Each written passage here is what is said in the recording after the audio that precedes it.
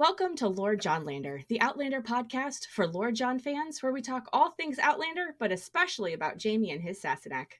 And sometimes we talk about Claire, too. We can't promise you much, but for the next half hour-ish, we can promise chaos and to make you question whatever life choices led you to listen to us. Before we get into it, this is your one and only warning that show and book spoilers are lurking around every corner. We're even going to spoil crap that never happened.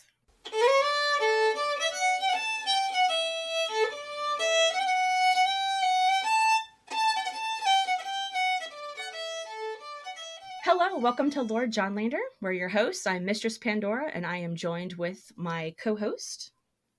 It's Beth, otherwise known as JeSuisPrest on AO3 and JeSuisPrest747 on Tumblr and Twitter. So we are today going to go through episode 103, The Way Out. I think before we get into it, why don't we have a corrections and clarifications segment. So last time we asked the burning question that has honestly been bothering me for a few years, which what the hell is a fiscal? Because we're talking about Galus, the fiscal's wife. What's the freaking fiscal? So I did a little research, and apparently in this context, the fiscal is basically a prosecutor. So I pulled this out of Wiki. In the 18th century, the procurator fiscal, their primary duty was to collect taxes and other dues until about the 18th century, when they actually became more of like a prosecutor in the sheriff court with the passage of the Criminal Procedure Scotland Act in 1701. So in this way, they're actually over more like private prosecutions or prosecutions executed on behalf of the crown, that kind of thing. So kind of very loosely translated. And to the modern American terms, Mr. Duncan is roughly the DA, but also the judge. And if our Scottish correspondent is listening to this, I'm sure we will get corrected. But that's good. That's why we have them. Judge and jury, right? Judge and jury. It's wonderful. And then you brought up a fic rec on the last episode as well, Second Wife, but we couldn't recall the name of the author. And that is by Between Scenes. So that link would have gone out in the Tumblr post last week. So go ahead and check that out. Give that story some love. I can't even remember now why that came up in Lyra. We were talking about Lyra. Well, I know, but in episode 102. It's all part of the chaos, all part of the journey. You never know what we're gonna throw in some like weird modern AUs at some point. This is totally related to this obscure little fact. But yeah, so there it is. But the reason that came up is because we were talking about Lyra and her background and stuff like that. I kind of put some thought about it. All so right. Episode 103, we left off on the last episode with Claire realizing she was basically a prisoner at Castle Leoch. Mm-hmm. But then the beginning of the episode here starts with a flashback, as are interspersed a lot, especially in the first season. She's saying goodbye to Frank as she goes off to be a nurse in the war. And Frank is like definitely not being really cool about it. Well, no, I mean, he may feel a little. Yeah, I'll go there. He may. I get this. I got the sense he was feeling a little bit emasculated by sending his wife to the front lines, while he was not. Which is not very feminist. He was doing and he was doing like secret spy shit. So it's like he really shouldn't be all like. I mean, you can't have it both ways, Frank. Well, he was. But then he was also trying to pull strings and get her orders changed, which did not sit well with Claire at all. No, as you can imagine. I'd love to have seen the fight over that. But so they kiss goodbye, I think. Did they kiss? I can't even remember now. I think they Yeah, kissed. as the train was pulling away. Although I do want to point out, so there was this really great line before she gets on the train, which was, "Please listen to reason, if not your husband." Frank says that to Claire, and I feel like this is a statement that all of Claire's husbands say to her at some point. He said it. Jamie says it in some capacity. John says it in some capacity. And John Even is Hal says it, I think. I'm pretty sure everybody she encounters says it at some point. Like, yeah. Specifically, like, if you, okay, fine. If you're not going to do as your husband is telling you, or calmly, nicely suggesting, at least don't be an idiot. But Claire's headstrong. But yes. I do think it's kind of telling that, spoiler alert. I do think it's kind of telling that even John, when they were briefly married, arguably my favorite of her three husbands. Absolutely. Even he said something to that effect. And then it was just kind of like, whatever. When she basically told him no. It's hilarious because, John was married to Isabel, and she was just, I think, such a meek woman, and I'm sure very like, she would never want to go on an adventure or do something unreasonable, but like, she seems like she certainly would listen to her husband if he told her not to. And, and then he, lives a lot of his life as a non-married man for multiple reasons. And all then of them good and valid. Yeah, absolutely. And then he marries Claire, and I just don't really think he completely knew what he was getting himself into. That's the thing about John, though, is that, have you noticed, like, I don't know if you've noticed, but you've probably noticed, he keeps getting fed like shit sandwich after shit sandwich, and he kind of goes, oh God, I guess we're doing this now, fine. And that's kind of like, there's this moment of just, no, this can't be, and then just this terrible resignation. He is the giving tree, right? You know that book, right? That is John Gray. You haven't read that one? I haven't. It's on my list because it's been banned before, and I'm like a banned book kind of a fanatic.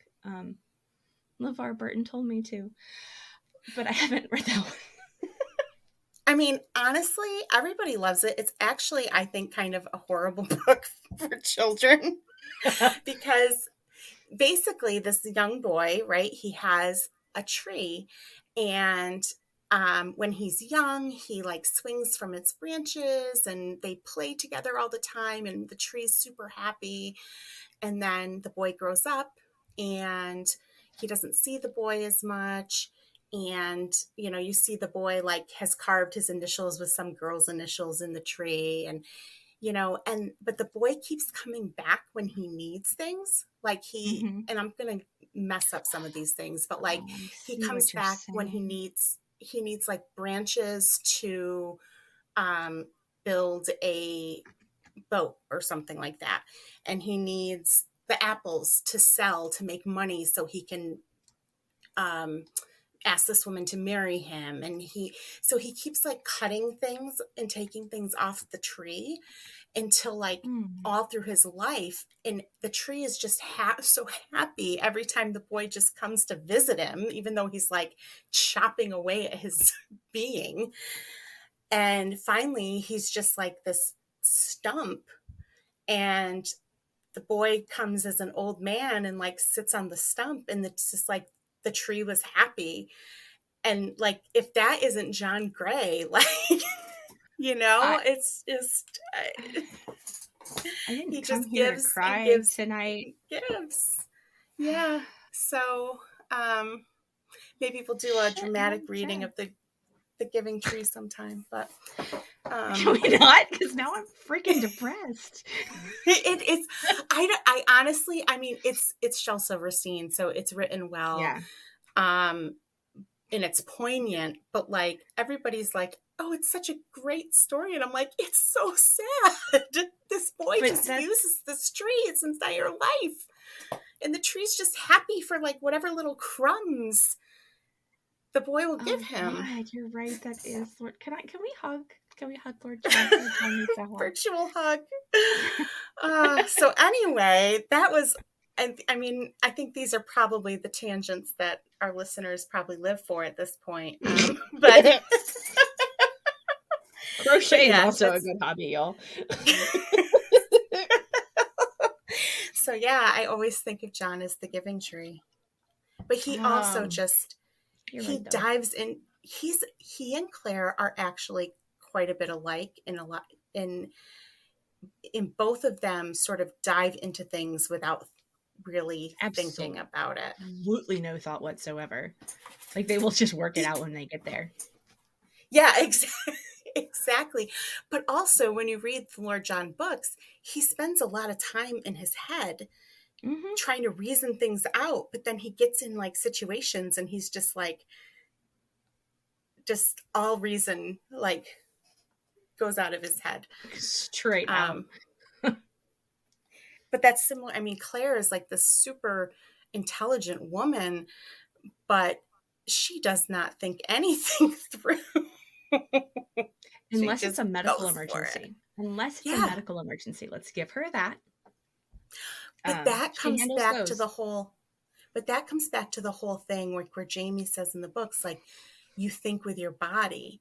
And so like, she just kind of like, when it comes to a medical emergency, I think she gets this sort of like calmness where, and then like her body just kind of knows what to do, you know? But anyway. That was a fun tangent. Okay. Let's get back into the episode here. Should we? I mean, I could go on. We can. I mean, if you think about it, like no one's told John this, to my knowledge, but he kind of thinks with his body too. He does. He really does. But that's part of, I think some of that's his soldier's training, right? Like, yes. So, except for the points where he doesn't, and he's two in his head. Like, there's no in between. Man, pick a side, pick a middle ground. Yeah. Middle ground is okay. Yeah. Maybe that's part of why I connect with John so much, though, is because, like, I do get in my head too much, but then, like, once I'm, like, pushed into action, I'm just, like, all business. So, no. That's something that kind of resonates with me, too. I overthink everything. Absolutely overthink everything. Yeah. And that could be, yeah. Oh, John. They're kind of an ideal couple in that way. Well, I guess maybe not.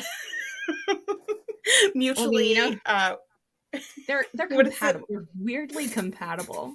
Yes. Yes.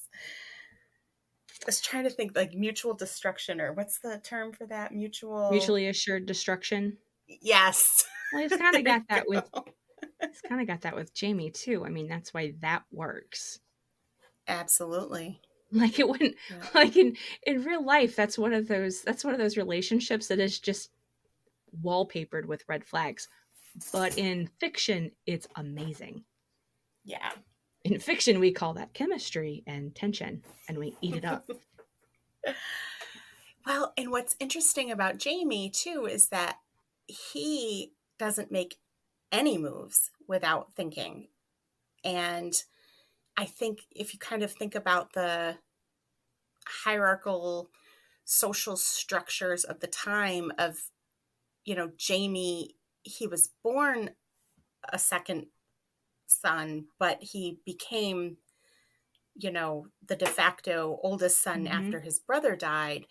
And John is the second son, right? So they grew up very they grew up very differently in a lot of ways, but in the way that they were taught to kind of live in the world is just very different because, It is. you know, John, although he does take on a lot of responsibilities, like he wasn't necessarily taught that he would have to, where Jamie was taught that everything was his responsibility. Right. Yeah. God. Good Lord. Yeah. A heap of guilt on top of it. And that's how we make this about Lord John, even is how in episode 103. 103. When he's still 14 and in Aberdeen chasing frogs. And Liam. And Liam. We'll come back to Liam. We're gonna have to stretch Yes. this out. We're gonna have a lot of Lord John in this episode because I'm feeling it. Yeah. Feeling it today. So let's go back thinking, to. Oh, sorry. I was thinking? just thinking, I'm like, we got to get more John content in there because it's so hard in this first season. So I'm glad that it just came up sort of en natural. Very, very organically. We'll do that again. Yes. Just like, who's a good, my favorite person that Claire ever married. That'll come up again. So let's circle back around. Let's circle back around to Frank, trying to pull strings to get Claire's orders changed. And I've heard people say that, oh, he's so controlling. Oh, what a dick. I think he's just being really protective. Like he just wants to protect his wife. Yeah, I mean, setting aside the whole stupidity of him feeling emasculated by Claire going to the front. No, I mean, I don't think in this instance he had like a controlling feeling behind doing that. I mean, he's just, I think, would Jamie want Claire to go to the front? He often tried to tell her to not go with him. So it's the same sentiment. That makes sense. See, I said a good thing about Frank. You said a good thing about Frank. I'm proud of you. We'll call that growth. Three episodes in and we're growing as people. I guess. I don't know. I don't know for growing or getting weirder. Infecting, like multiplying like a virus. I'm not really sure. Okay. All right. So thus ends the flashback. Or flash forward. Oh God. Is it a flashback? Oh God, don't make my brain hurt. It's okay. Now hold on. It's a flashback in that it happened. It's not happening currently in the narrative. It happened in Claire's past because Claire is the narrator, and so it's her point of view, and so the story is based on her personal timeline. So it is a flashback, even though for everybody else around her on the entire planet, at this exact moment in time, it is a flash forward. Because time is a circle. And it changes and travels if you fall through a rock. And that's the real lesson. That's the real lesson. Have I told you today how much I love Doctor Who fan fiction? It's lovely. It's lovely. This is not me making fun of Doctor Who. I swear, I'm really not. I have never read Doctor Who fan fiction other than Outlander. That's it. Just wanted to disclaimer. Please don't at me over that. I'll have nothing to say in my defense. At all. Just plead the fifth. That's about it. So after the flashback forward thing, the flash ends, then we get flashed because Claire's taking a bath. Mrs. Fitz is helping her to dress, right? Which, bonus. And Claire has this kind of she starts daydreaming about telling Mrs. Fitz that she's from the future. And her daydream doesn't go very well at all. And this is kind of a good place where they introduce this kind of like the underpinning of demonology and superstition, witchcraft, that sort of thing. Because in her daydream, even in her dreams, this doesn't go well. Mrs. Fitz starts screaming, you're a witch, I'm a good Christian woman, all that stuff. And that theme kind of follows Claire around, but it does make me wonder, could that have been a self-fulfilling prophecy for Claire? Now she's expecting to be treated like a witch. She's a It's witch, true. burn her. I not thought of that before. I just pulled that, out of my back pocket, we'll say. It's an interesting theory because, yeah, she is the first person to imagine herself being called a witch. So, and in fact, well, I guess though Mrs. Fitz does later in the episode get a little, when they're talking about the boy that's sick, like she does get a little into the mysticism and stuff, but she's actually generally a very level-headed person. She is. And we'll come back around to, except when she's throwing Father Bain out of her sister's house, which I support this as a general life choice. Yes, absolutely. Yeah, so Claire has, and of course, when you're watching the show for the first time, you have no idea that she's imagining this because it doesn't really make it look like a dream sequence. There's so no shimmer. You're like, oh dear God, the whole thing's going to end right now. There's no harp to let you know that it's. I've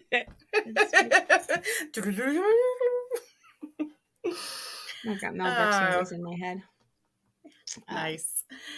Anyway, so I say that too much. I got to get a different segue. Anyway. Oh, so last week, I will point this out. I'm going to own it. Last week, the phrase of the week was unpack that. We were very into unpacking last week. Or not. I guess we were like, we're not going to unpack that, or let's unpack this. We said that probably 19 times last week. We're nothing if not consistent. So that's a nice word for repetitive. There's comfort in repetition. Sure. We're not professionals here, people. We're not professional podcasters. I can't speak for you, but I'm a professional asshole. I'm really good at it. Yes, that I am, but I'm a professional bullshitter, but. And here we are. Hey, we are professionals. There you go. That's really all you need, right? That's all you need. And someone gave us microphones. Oh, sorry. Okay. So you go ahead. Oh, okay. So, all right. So we have the daydream that goes really horribly, but Claire snaps out of it, and then we realize that she was actually daydreaming. So now they're starting to talk about the gathering, right? Yes, the gathering is coming. There hasn't been one in quite a long time, so they're really happy because basically most of the Mackenzies are going to be coming to Castle Leoch, and it's just like a big old camp out, right? And everyone will get together, and so she's really happy. Mrs. Fitz is really happy because that means that because Claire's there, she'll be able to focus on the kitchen and feeding everybody and not dealing with everybody's aches and drunken pains injuries, and boo-boos, which are, I have a feeling, quite abundant during a Mackenzie clan gathering. Oh God, yeah, with all that Rhenish. So here Claire sees this opportunity to further endear herself to himself by that here's an opportunity for her to prove herself useful as a healer full time. So that's you were going to say something. Go ahead. Yeah, it's kind of a little bit naive though, because she's like, oh, maybe if I make myself a good healer and they like me, then they'll be more likely to let me go. Right. Yes. That's kind of going back to the wonderful geography that she did of I'm on my way from Oxfordshire to France by way of the Highlands. that worked. So clearly, I'm going to prove myself an invaluable asset, and they're definitely going to let me leave. I think she's still not quite getting these men, right? She's Like, not. she's just still not quite there. Not quite. She does have a good she has a good conversation with Colum, kind of um earns a little bit of his respect with her humor when he asks if she can sew, and she's like, just skin, which wouldn't make a good garment or whatever she said. I mean, leather's a thing, but that's not what she meant. Well, and I think that, that speaks to Colum because, it really is sort of like he's the brains and Dougal's the brawn. So, I think though Colum is wary of Claire, I think he appreciates her wit and her abilities and her humor. And Dougal is just like, he's just not smart enough to really appreciate those parts of her. I'm sorry, but hey, I he's just kind of. disagree. You I don't think disagree. so? Dougal is shrewd. Dougal is brilliant. Um, we can get into this later, but he's quite the family man. He is, yes. Quite the family man. He's definitely dedicated to his whole family. But he's quite brilliant, actually, in kind of a scary sort of way. But I think we're selling him short if we just say that he's just the muscle. He is the muscle, but he's not just the muscle. See, I don't see him as brilliant, and I don't necessarily mean that he's like just a total like airhead or anything, but I There's an image. I just mentally put him in a long blonde wig. talking like a valley girl. Um, but I just don't see him as brilliant. And I think part of that is he's like, I mean, if Claire is a reactive person, Dougal, I see as being like way farther on the reactive spectrum than she is. And he has a really hard time getting out of his own way. And while he may be, I will give him that he is good at plots and things like that. Like he's good at coming up with schemes, but I don't think he sees nuance the way that like Colum or Jamie see nuance. He's very black and white. I will agree with you on that one. He does not have the gray area down the way that Colum and Jamie do, which kind of, nope, I'm going to put a pin in that and save it for the next episode because it comes up in the next episode. Nice. Okay. Pretend I said nothing, but I'm not going to edit that out. Enjoy. But you just you live are with right. that little nugget for a week. let it bug you. But no, you are right that Dougal is a lot more black and white than Colum and than Jamie are. And Dougal is smart and Dougal is shrewd, but he is never going to outsmart Colum. No. And I think that's kind of the heart of the sibling rivalry there. You know, like Colum's the older of the two, but Dougal sees him as lesser because of his medical condition, because of his health, but he'll never outsmart him. No. And I think that drives Dougal a little bit batty. And I think some of Jamie's frustration with Dougal comes from, so, here's Dougal and he's never going to outsmart Colum. And as Jamie's right about the age right now, probably where he's done being outsmarted by Dougal. Mm-hmm. And Dougal desperately wants to kind of hold on to that sort of power that he has over Jamie and that superiority. And I think that's where a lot of the conflict between those two comes, because there's a frustration in Jamie, because he knows that he has better ideas than Dougal, but Dougal's not going to respect those because, he's older, he's his uncle, and he's just one of those people that is not going to relinquish any power that he has. Right. And I kind of feel like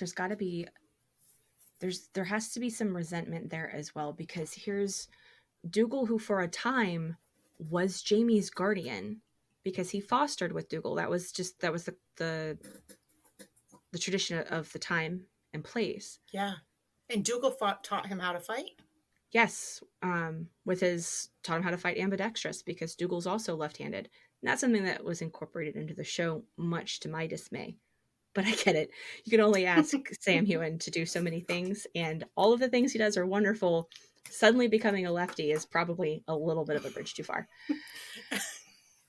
I can definitely just a smidge. I can for sure forgive it. It's a drop in the bucket. But so there's definitely that power that Dougal is always going to have over him, and there's for sure resentment there for a lot of reasons, which will again come up in later episodes. Well, all right. That was another wonderful tangent. We're going to have a hard time keeping within that 30 minutes. Just a little bit of a hard time, I think. We've been going for about 15 minutes right now, so yeah, something like that. Okay. So hey, let's can we shoot on to Claire? Let's just completely change the subject. Claire playing Wingman for Jamie. Well, for Lyra. I think that's one of the funniest things of this episode. There's a lot of like little comedy nuggets in there, right? Like Claire trying to trying to fix up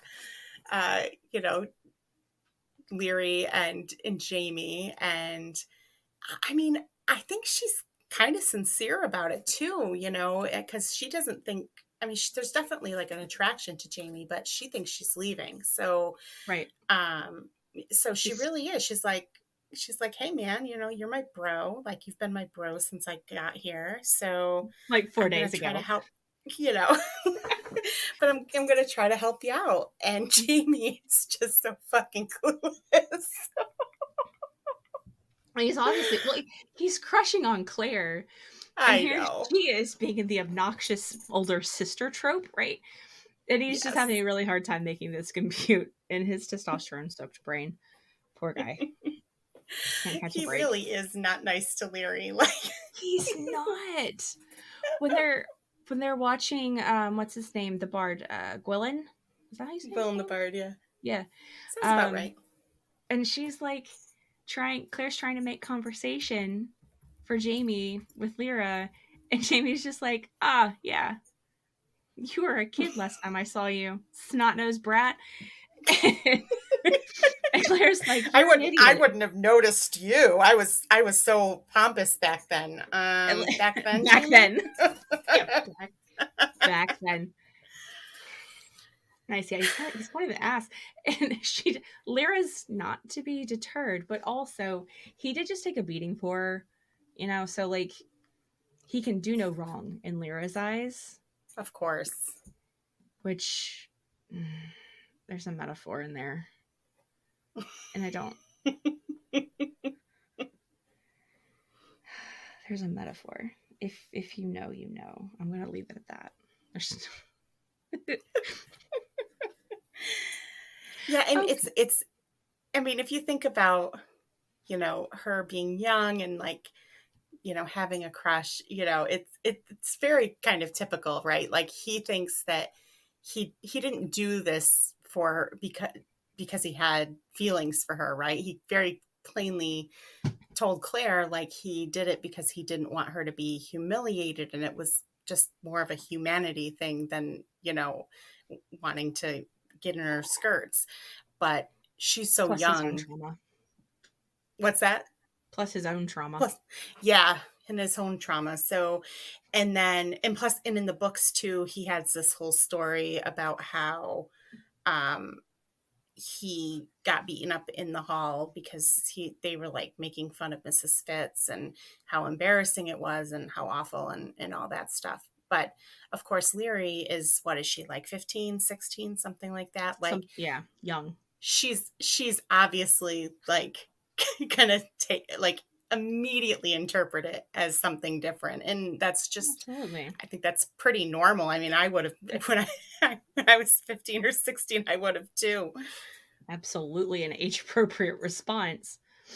But I will say, so like, it's kind of easy to forget, because at the time that we're recording this, it's May 2022, and season 6 has just ended a couple of weeks ago.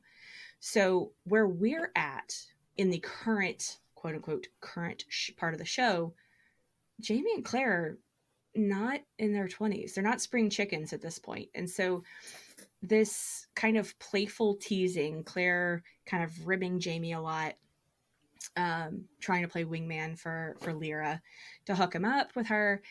It's a very youthful thing. And that was something that really struck me as I rewatched the episode, was like, oh my God, they're like children. They're adorable. They are. They really are. They're like, I mean, he's just 23, and they're very, immature, for lack of a better word, and just sort of, and it's funny to think about that because of all that they've been through, right? Like, Claire's been married, she's been to war, she's had her lover Daria, Jamie has been through just absolute hell with being flogged and almost killed by his uncle and everything in between, but they still have that sort of youthful way about them. It is kind of sweet. I'll give them that. I mean, Jamie honestly, John is my OTP, but but I'll give them that. They're cute. They're cute kids. I'll give them that. They are. And Jamie, this is sort of setting up a theme that we see quite a bit, throughout the entire series, that, Jamie, generally speaking, like we've just talked about how smart he is and how he reasons through things and stuff like that. But he is also, deep down in his core, a complete disaster. Mm-hmm. And, in an endearing way most of the time. But he's a complete disaster. Epitome of the disaster by. Absolutely. He 100% needs either a woman or a John. That sounded wrong. It did sound but today's fan fiction recommendation is a sex worker AU. I'm kidding. But he needs somebody to keep him grounded. And when he doesn't have somebody to keep him grounded, it is like disaster city. But we'll see more of that in later seasons for sure. And unfortunately for this poor dude, the people that he has to keep him grounded are Claire and Lord John, who are also walking disasters. But somehow it works. It works. It works. It makes for good literature. It makes for good TV. God. Oh boy. I'm so excited for season 3. Shall we move on? The next episode will be episodes 4 through 12 of the first season. And yes, let's move on. Yes, move on. So we've kind of mentioned there's a sick kid, there's a dead kid. That came out really cold. Sorry. Because they went to the Black Kirk and they got possessed by the devil or something, and one of the boys was already sickly and he's already succumbed, and the other one is sick. So Claire's kind of on this mystery because, of course, Claire is far too educated, worldly, and modern to believe in spirits like that. And this is where it turns into an episode of 18th century CSI. It kind of does, but better lighting, weirdly enough. It's very true. Mostly because it's outside in the daytime, not at night with, like flashing police lights. Dun, dun, dun. So we have this she's going to go on this walk with Galus, and they're talking about Father Bain, who is a dick. By the way, he's I have a list of characters that if I could transport myself into the world of Outlander, I want to make cry.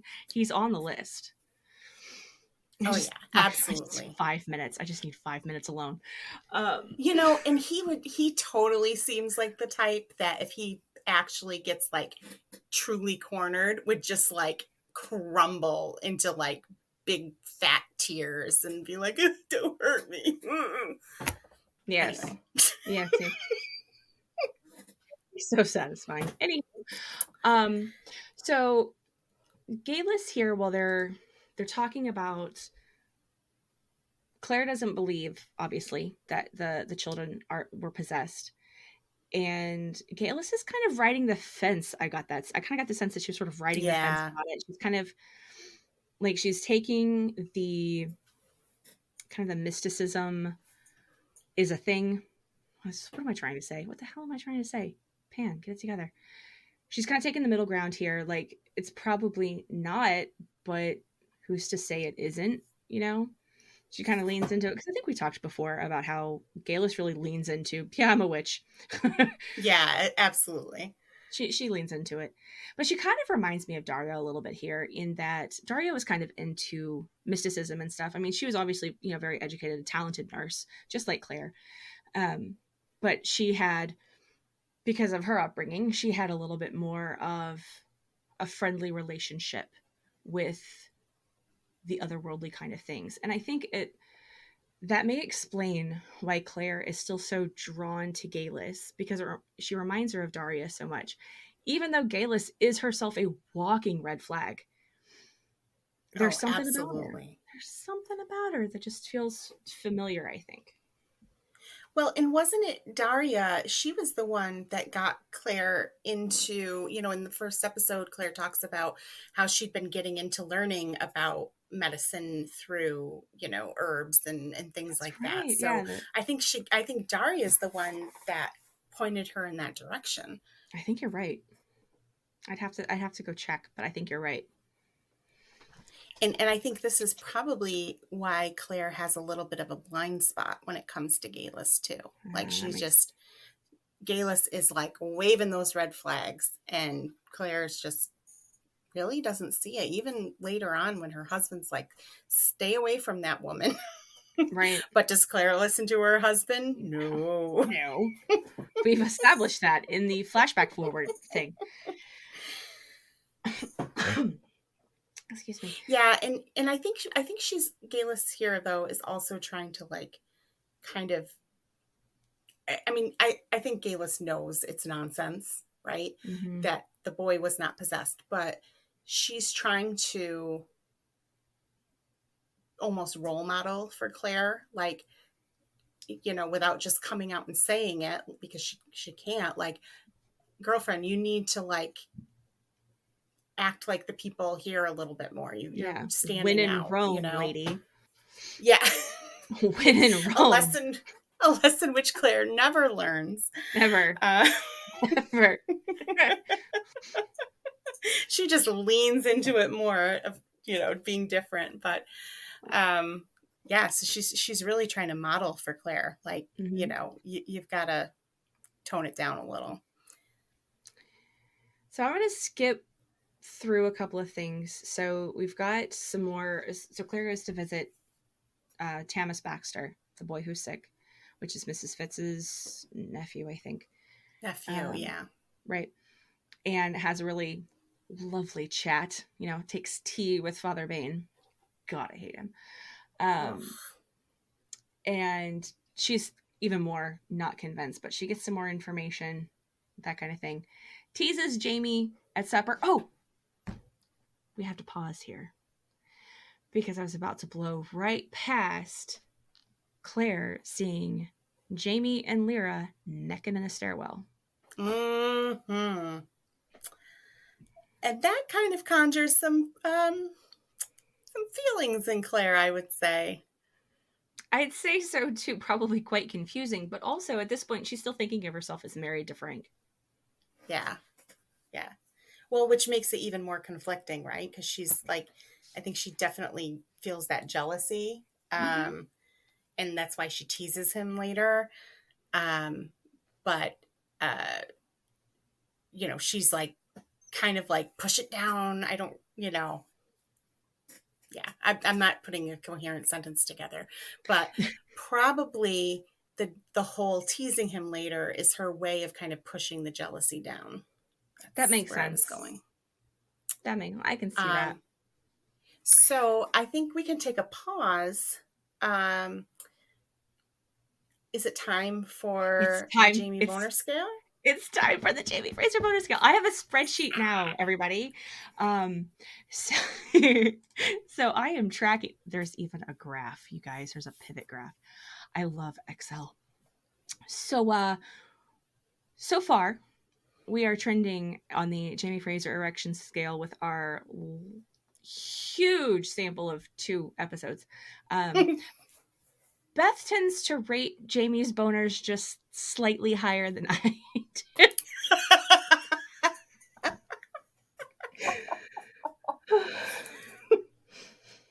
Usually only by a quarter of a penis, though. I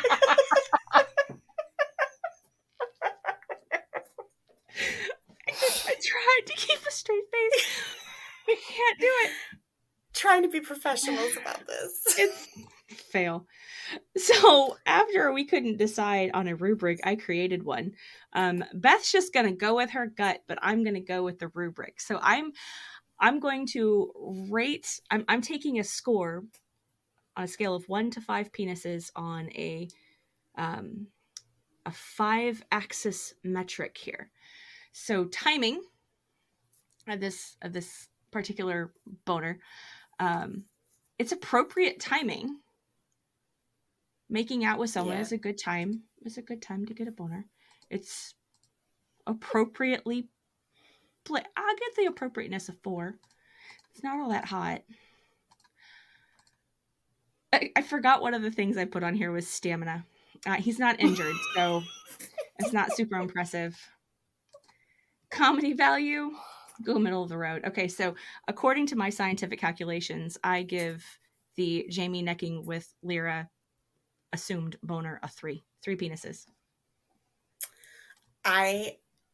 We should come up with some way for me to do this so that we're really doing it blind, but I was going to say 3 as well. But I think it started as a 2, but then when he saw Claire watching, it went up to a 3. Oh, good one. I think, yeah. Okay, so here's what we'll do next time we do the penis scale is boner scale erection. What are we calling it? Whatever. Next time we talk about dick, which will be in about 5 minutes, I will let you go first, and then I will go through my scientific explanation. Okay, that makes sense.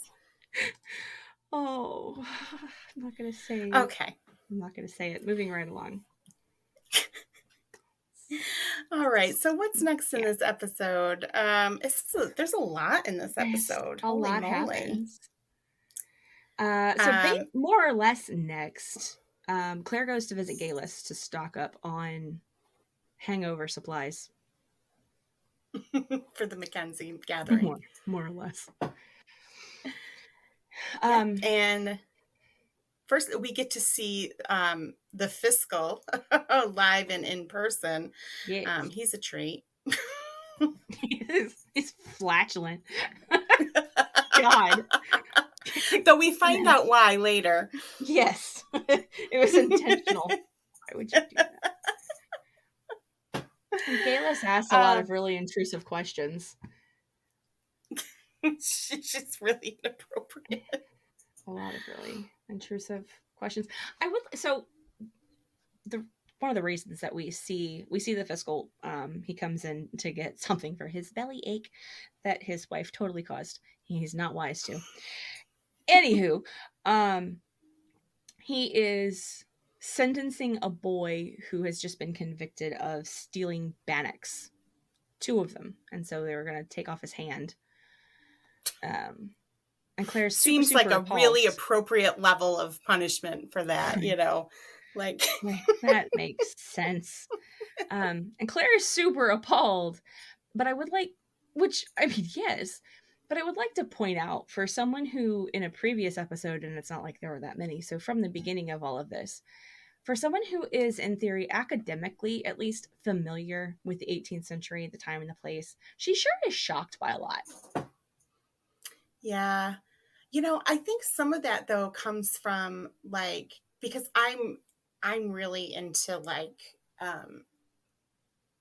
a lot of anything 18th century and earlier. Like I really love to read about history and kings and all of that. And I think some of it is that, I mean, now if you read a book about, like, just say, for example, Henry VIII's court, like you're going to get like the real deal because the historians don't hold back. But I'm thinking like in the 40s, They did, though. They it did was hold back in the probably 40s. pretty glossed over, like, you know, just how, you know, tough it was Horrific. and how just, you know, I mean, people used to just like go to hangings like it was like, you know, going to the movies. And I think people just had like the regard for human life was just very different for a lot of reasons. You know, but Their idea of justice was definitely different, that's for sure. yeah, absolutely. But I don't think you would hear about those things in history books, you know, And there back is a then. difference. I will give Claire this. There is a difference between reading about harsh punishments at the time Mm-hmm. and seeing a kid get his ear nailed to a pillory. Oh God. There is a difference between knowing it and Yes. seeing it. But this Yeah. is but she does, so she is shocked by a lot of things, and I guess this is maybe just like her glass face. She can't keep a thought to herself.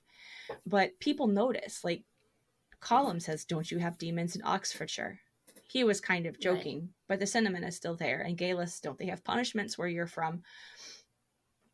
And again, she was probably just trying to get more information, but still, That's true. it's kind of back to like, you're being a bad liar. She forgot her get out of jail free card, which was, oh, France.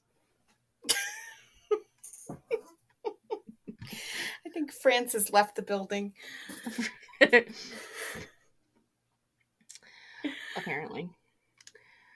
Yeah. So, and not only is she appalled by the punishment, but then when Jamie comes and saves her from having to have more girl talk with Galus, she's surprised too that somebody doesn't just come along and remove the nail so the boy can go. Like he's going to have to stand up and let his nail or his ear be ripped away by the nail to get up from the pillory. So, You've ever I know. had a piercing go wrong, and Oh, that was oh, sterilized. Like, think about it. I Gross. I had my cartilage pierced when I was in high school because that's when it was like, you know, It was super trendy cool. at the time, yeah. You know, and my mom worked at the school, and it got infected, and my mom and the school nurse had to hold me down and pull it out with pliers because Oh, it got God. so infected. Oh, sorry about that, people. I should have given a warning. A trigger warning. I'll put it on the Tumblr post. Warning, Beth talks about her gross infected piercing. Oh, God. But Jamie saves the kid. He saves the day because he's a big old softy. He is. And he And wants to impress Claire then and get in her pants. again, because she's like, you have big, strong hands, don't you? Such a line. Such a line. It's like, why? Little, Why, yes, I do. little.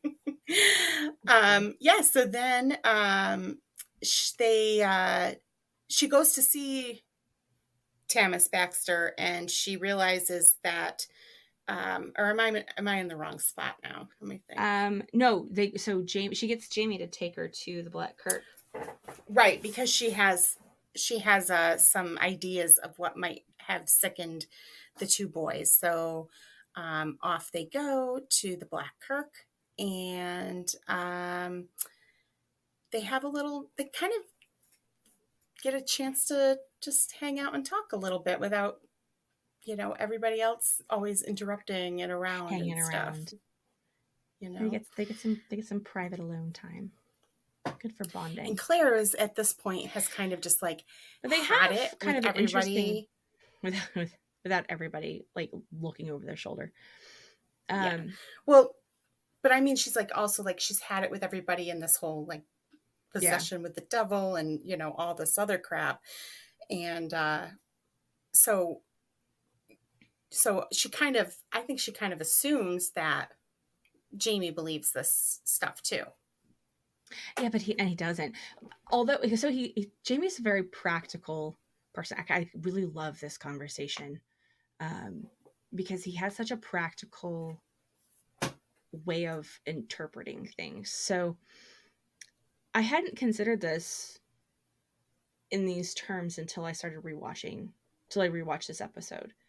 But he has a very pragmatic relationship with his faith, which is not something I think that comes across if you look at things individually, or even like if you're not looking for it, you almost don't see it. But it's this, when Claire asks him, do you think it's the devil? Don't you believe it that it's the devil? And he's like, I'm educated. I don't think so, but I'm not gonna like insult Satan in his own church. Right? Yeah. Which is practical and fair. Like, okay, I can respect this. This is practical and fair. And we see this in later seasons. I'm specifically thinking of when Jamie is an Ardsmuir and he becomes a Freemason. Yes. To try to bridge the gap with Christie, with Tom Christie. And there's this, well, wait a second, doesn't the Pope forbid this? Pope's not here. Yeah. Which is also a fair statement. So it's very interesting. So his relationship, I would really love to like dig into this a little bit further, but his relationship with his faith is surprisingly pragmatic. He's definitely a devout Catholic, and there's nothing like that's not ever going to change, but the way he incorporates that into how he moves through the real world is very interesting. It's very similar, I think, to his approach and his attitude towards the law. He is a very pragmatic person, and he generally respects the law, except when he thinks the law is stupid. Yeah, if it's unjust, yeah. Yeah, and he or even sometimes, inconvenient. Well, yeah, inconvenient. But even if it's inconvenient, he finds a way to like figure out how it's unjust too, so he can kind of reason his way out of it. But like, he kind of only respects the law when it lines up with his moral code, and when it doesn't, he really doesn't give a damn. Oh, absolutely. And it's a very similar approach. And if you think about it, religion is many things, but it's a set of rules, right? Is one of the things that it is. So I think he's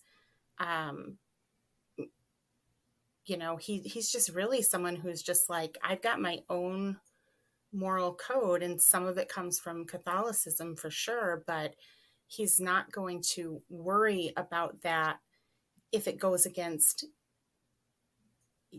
what he thinks is the right thing to do in his, in his reasonableness and in his heart. Oh, absolutely. Oh, no wonder John loves him so much. Well, and John's very much the same way. I mean, he's a little more on the law and order. He has a harder time reconciling when the law doesn't match up with his moral code, even though he ultimately does go with his moral code more often than not. But they're very similar in that way. They are very similar. John is definitely a character who is going to err on the side of towing the line, if for no other reason than self-preservation. Exactly. But we see when it comes to the people he loves and cares about, that just kind of goes out the window. Yeah. When Jamie is involved, John loses all reason. Yep. And when John's involved, Jamie loses all reason. This is a theme. And part of that goes back to Jamie also being a disaster. So, absolute disaster by, which is what I find so endearing about him. That makes him the most relatable character, because we recognize our own. It's so true. It's so true. Oh my gosh. But I mean, that pragmatic approach to religion and law, which are, you can't, in this time period, you can't extricate one from the other. God, this got deep. How did that happen? No. Okay. We're having a lot of good chats. We are. A lot of good chats tonight. With it. But that pragmatic relationship between Jamie's personal ethics and his moral code, his faith, the law, that sort of thing. It's a very handy way to exist in a world in this setting, in this time and place, as a bisexual man. Very true. Very true. Although, no, I'm good. You're good? Okay. Yeah, I had a thought, but then I was like, no. Yeah, and that'll follow him throughout, I think, as he, has experiences with different people, meets John, and all of those things. Yeah. So we are nearly. Oh, were we going to? Let's revisit the boner scale again, because this kind of relates to one of our fic recs this week. Yes. So when Jamie has Claire alone at the Black Kirk, he had a boner. That's fair. Although, they're talking about life and death. They're trying to, save a boy's life. So I'm going to go with a 3 again. So I did my rubric and I came up with 3 as well. So hey, we tied. Look at that. See? I just go with my gut. You got your rubric, and we're pretty close every time. Wow, we got 2 boner ratings in one episode. Look at us go. I love it. Anyway, in between the boners, though, Claire does realize that she finds a leaf, and she asks Jamie, if he, because he says he used to go up there to the Black Kirk when he was a kid, and it's kind of like a rite of passage type thing, but he never ate this plant that she sees because he doesn't like wood garlic. And Claire says, well, it's not wood garlic, it's lily of the valley. And thus we have solved the mystery of why these kids are getting sick, because they're eating lily of the valley. I feel like we were cheated. How does she know? Either they look exactly the same. What's the difference? Do you know the difference? We probably should have looked this up before this episode, but instead we'll look it up later and do it in the corrections next week. since we've went through all the trouble of having that section, and we've really been on point and haven't made up anything today. It's So true. yes, so she solves the mystery. It's not wood garlic, it's Lily of the Valley, and so now she has to go face off with Father Bain again. He continues to be a dick, but Mrs. Fitz is a badass bitch and throws Chef's him out of the kiss. house. Love you, Mrs. Fitz. She's like, Claire is my girl. She's the healer. She fucking knows what she's doing. And get the fuck out, Father Bain, because I'm going to let her take care of my nephew. Absolutely. She really takes ownership of that situation, takes command of it. Love her. Love it. Good job. Love it. Claire saves the day. And we are left but makes with, an enemy. But makes an enemy. Not like he's a powerful person or anything. That won't come back. Not like she didn't piss off the one person she probably should not have pissed off. But to be fair, he started pissed off. Well, yeah. I mean, he wasn't happy with her to begin with, and well, she dared to be a woman. Shame. In his presence.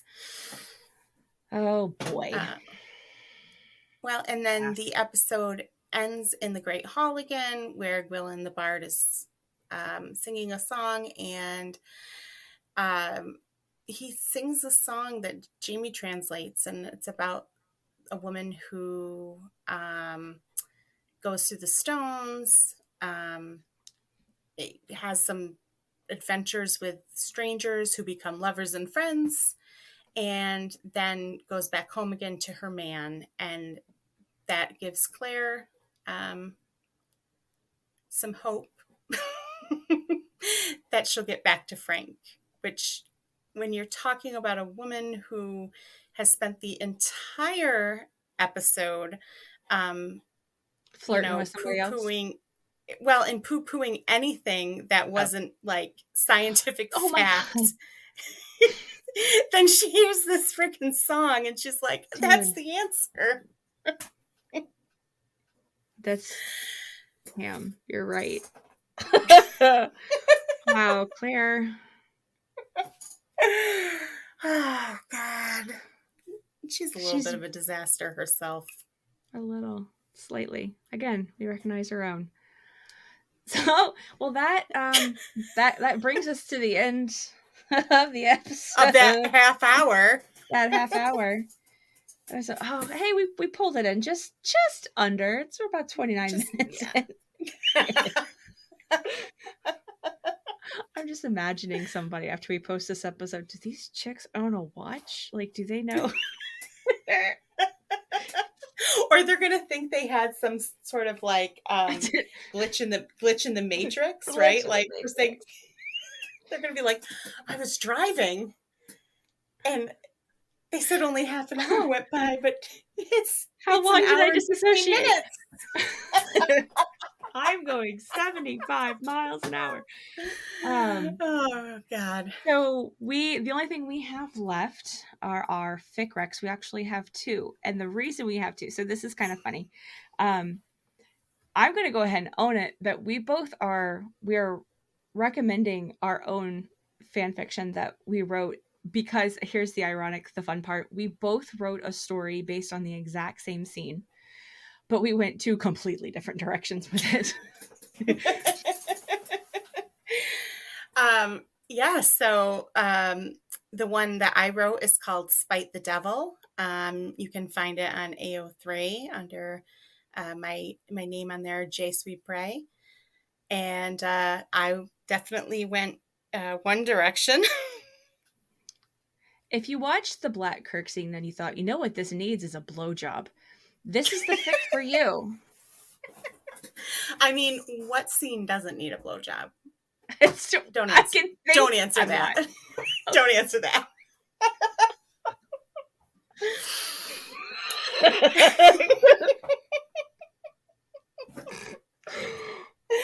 Oh God! Because the scene we skipped. Never mind. Nope. And then yours is called Comfortable in His skin. And I didn't see that you had added this, so I actually haven't read this one. So I'm going to go read this after we finish recording. This is not there. This is not even blowjob adjacent. This was actually this was actually a prompt that someone sent me on Tumblr now several months ago, which was based on the line where Jamie says he had a good tutor who taught him Latin and Greek. And so in Comfortable in His Skin, this is like a pre-canon thing where we explore who that tutor was and Jamie learning some things about himself. It's rated, it's a gen, it's rated G, which is, or maybe I rated it T, I don't remember, whatever. It's not smutty in the slightest. It's actually quite fluffy, which is not normal for me. I like fluff, but yeah, so we'll link, every once and again. Every so often you need some wholesome fluff. So we'll link both of those in the Tumblr post. If you happen to not find us via Tumblr, if you found us via Twitter or whatever, you can hop over to the Hellside Affectionate and check that out. And I think that is all we have for today. I think so. Well, thank you very much. This was a really good conversation. We actually got weirdly deep. I'm kind of pleased with this one. I hope it made sense. It made sense in the moment. I hope it makes sense in post. I know I didn't make sense a couple times, but I think I pulled it together. All right. All right, everyone. Thank you, everyone, for listening, and we will talk to you next time. Bye now. Bye.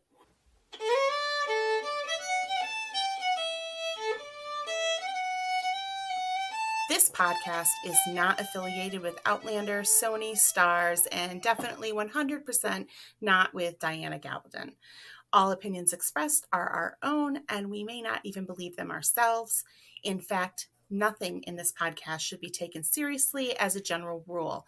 We may not even be real people. Does this podcast even exist? This podcast is not suitable for children, immature adults, homophobes, anyone who takes fandom too seriously, people who don't understand that the characters aren't real, people with sticks up their ass, people who hate fun, and people who have no sense of humor. Do not try any of these hot takes at home. We are professionals. The FDA has not approved this podcast for human consumption. Side effects may include nausea, vomiting, the urge to send us anonymous homophobic hate, ringing in your ears, and constipation. If you experience any of these side effects, ask your doctor if dying mad about it is right for you. If you know us in real life, no, you don't.